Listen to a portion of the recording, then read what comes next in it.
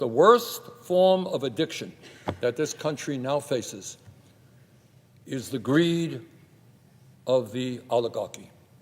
The American people are saying as loudly as they can that they will not accept a society of massive economic and wealth inequalities where the very richest people in our country are becoming much richer while working families are struggling to put food on the table. Having gone all over this country, I can tell you that the American people are sick and tired of these inequalities, and they want an economy that works for all of us, not just the 1%. You know, Mr. President, we deal with a whole lot of stuff here in the Congress, and virtually all of it is important in one way or another. But let's do something, fairly radical today.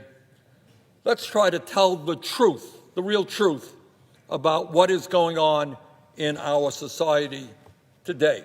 Something that we don't talk about too much here in the Senate. We don't talk about it too much in the House. We don't talk about it too much in the corporate media. But the reality is that today we have two Americas, two very, very different Americas. And in one of those Americas, the wealthiest people have never, ever had it so good. In the whole history of our country, the people on top have never, ever had it so good as they have it today. Today, we have more income and wealth inequality than there has ever been in the history of America. Now, I know we don't discuss it. You don't see it much on TV. You don't hear it talked about here at all. But the American people do not believe that it is appropriate that three people, 1, 2, 3, Mr. Musk, Mr. Bezos, and Mr. Zuckerberg, three Americans own more wealth than the bottom half of American society, 170 million people. Really? Three people own more wealth than 170 million people? Anybody here think that is vaguely appropriate? And by the way, those very same three people, three richest people in America, were right there at Trump's inaugural, standing right behind the president. So you want to know what oligarchy is? I know there's some confusion out there. What is oligarchy? Well, it starts off when you have the three wealthiest people in the country standing right behind the president when he gets inaugurated. The top 1% in our country now own more wealth than the bottom 90%. CEOs make 300 times more than their average worker. And unbelievably, real inflation accounted for wages today, the average American worker, if you can believe it, despite a massive increase in worker productivity, is lower today than it was 52 years ago. And during that period, there was a $75 trillion transfer of wealth that went from the bottom 90% to the top 1%. That is the reality of the American economy today. And you know what? Maybe we might want to be talking about that. And in our America today, in that top America, that one America, the 1% are completely separate and isolated from the rest of the country. You think they get on a subway to get to work? You think they sit in a traffic jam for an hour trying to get to work? Not the case. They fly around in the jets and the helicopters that they own. They live in their mansions all over the world in their gated communities. They have nannies taking care of their babies. They don't worry about the cost of child care. And they send their kids to the best private schools and colleges. Sometimes they vacation, not in a Motel 6, not in a national park, but on the very own islands that they have. And on occasion, for the very, very richest, just to have, for a kick, have a little bit of fun, maybe they'll spend a few $1 million flying off into space in one of their own spaceships. Sounds like fun.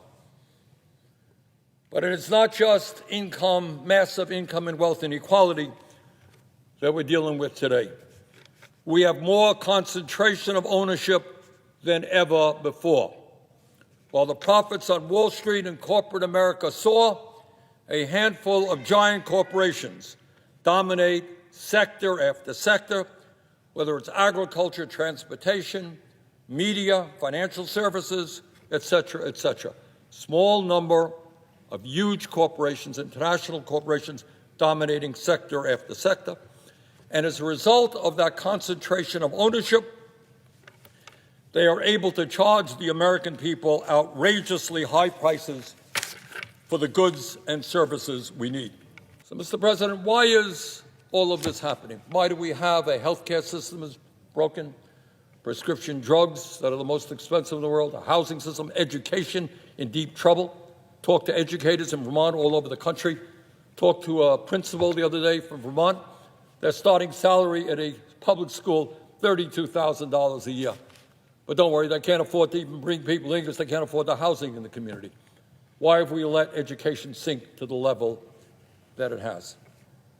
So I think the bottom line of all this, the American people, I think, are catching on. And Mr. Musk, I must thank him because he has made it very clear. We are living in an oligarchic form of society. If anybody out there thinks that Mr. Musk is running around out of the goodness of his heart trying to make our government more efficient, you have not a clue as to what is going on. What these guys want to do is destroy virtually every federal program that impacts the well-being of working people, Social Security, Medicare, Postal Service, public education, you name it. So they can get huge tax breaks for the rich and eventually make government so inefficient that they will have the ability as large corporations to come in and privatize everything that is going on. So, Mr. President, this is a pivotal moment in American history. And I sense that the American people have had it up to here. They are prepared to fight back.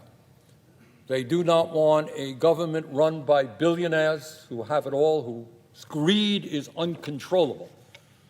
You know, we have in Vermont, and I think all over this country, serious problem with addiction, with drugs, people drinking too much alcohol, people smoking too many cigarettes. But the worst form of addiction that this country now faces is the greed of the oligarchy.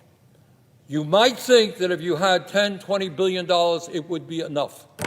You know, kind of enough to let your family live for the next 20 generations. But it's not. For whatever reason, whatever compulsive reason they have, these guys want more and more and more, and they are prepared to destroy Social Security, Medicare, nutrition programs for hungry people in order to get even more. That, to me, is disgusting.